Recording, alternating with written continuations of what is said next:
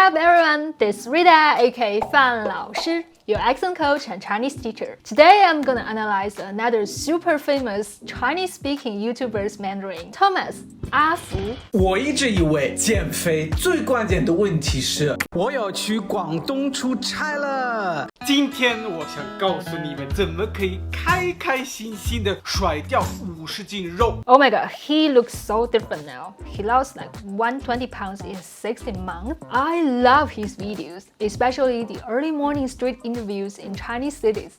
Makes me a bit homesick. But he made his internet fame in the first place as Shanghai son-in-law.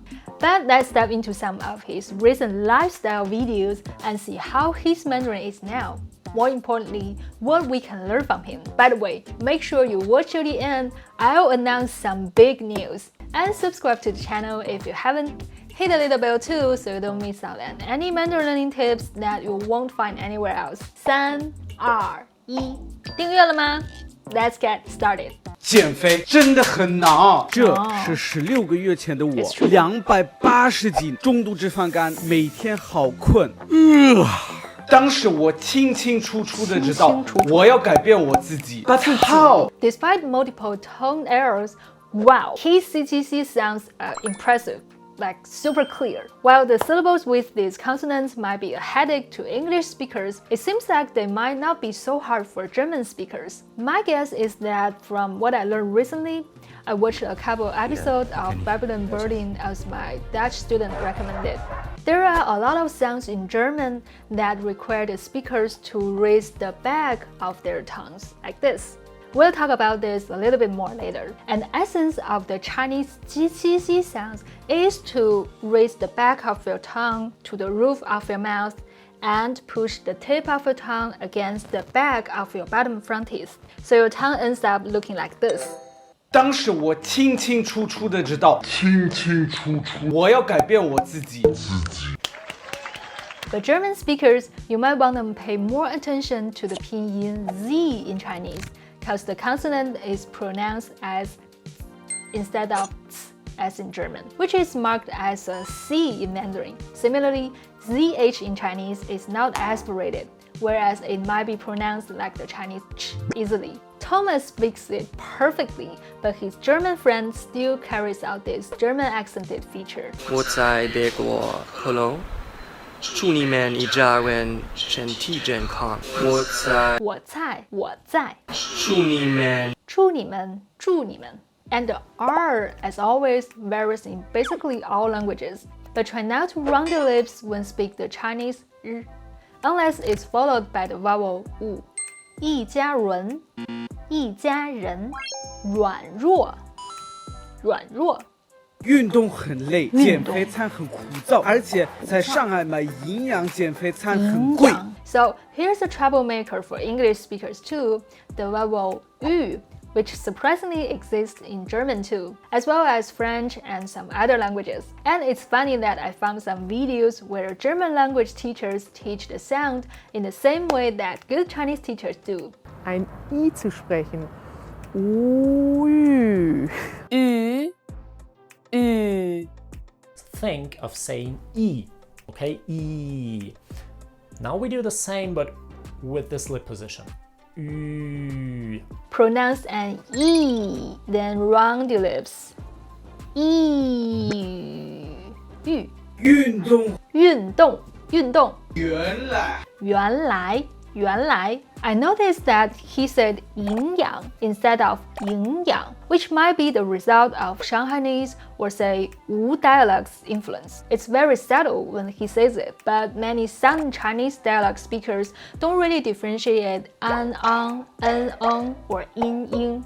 They tend to pronounce them like something in the between, or just pronounce the more forward precision an, and in. On the contrary though, in a major northern dialect, 晋语, which my parents speak at home, they don't differentiate an, in, or even so much either, but they tend to pronounce all the diphthongs or compound vowels back in the mouth, aka in, This actually is something that Chinese natives are pretty used to, and if you mix them a bit, it won't cause so much confusion given proper context. However, when you first start learning Chinese, you definitely want to practice your pronunciation to make it as standard as possible. Given so many sounds require you to raise the back of your tongue, if you want to have a more standard Mandarin accent, you might want to try to lower it and find the different tongue positions for the two groups of consonants, especially the ones with ah. 金枪鱼，金枪鱼，多少钱？多少钱？复杂的困扰，最大的困扰，我减肥的困扰。For now, I think his pronunciation is pretty good, pretty clear, and he speaks super fluently. The prosody sounds really authentic, but being nitpicking, I got a feeling that his tones are a bit more off compared to his consonants and vowels. Like in 减肥, which sounds a bit like 减肥. 减肥餐。 Maybe there's a pattern to it. If you enjoyed the video, remember to hit like and let's keep watching. 这一份价格131块。 Okay, because he speaks super fast, I'm not sure if he said 这份 or 这一份, both of which are totally correct grammatically. But I think for like 90% of Chinese learners, the tone change of yi always tells us that you are not a native. When you want to say one of something in Chinese, the number yi will change to a fourth tone. Yi, 一杯水, 一年, 100. But when it's followed by a fourth tone, we will say yi with a second tone. So the number plus measure word combo would be like 一个人点一下赞。一天的饭量，每一顿我至少100-200克的粤菜要吃。 The rule is not complicated at all, but if you don't spend more time internalizing it in the early stages of your learning, it'll get harder to really fix over time, simply because you'll get used to the tone pairs. Language learning is not only about what you know about it, but how you do it when speaking automatically is what matters more. And like I already explained in this and this video, the Chinese G is a voiceless G, same as P and P. So just vibrate your vocal cords on the final vowels, not too early. 价格, 价格, 宝贝, 宝贝, 大家好, 大家好. Like I've said a couple of times before, the second tone versus the third tone is the most difficult pair for Chinese learners to perceive and to produce clearly. Usually, the third tone is even harder. And Afu's third tone is pretty much always on point. No matter if it's supernatural speech or if he wants to emphasize a syllable with the third tone more. That being said, according to some of latest linguistic research out there, the tones that Chinese learners can perceive are not always necessarily the ones that they can produce, and vice versa. 江西福州。福州？福州不是在福建吗？那个是福州。啊，福州。当时我听到这个，我觉得对我一个外国人来说，这个一点区别都没有。 But weirdly, kind of surprisingly, I think his second tone is relatively deficient. The rising tone is either a bit too high, so it sounds like a first tone, or a bit too low, which makes it more like a third tone, which occurs more if there's a first tone or a fourth tone following. 我前几天发了一个动态问你们减肥最大的困扰是什么？留言太多了，所以我只选了3个。但是如果你们有什么关于减肥或者健身的问题，你们随时可以问我。前几天发了一个动态，一个留言如果关于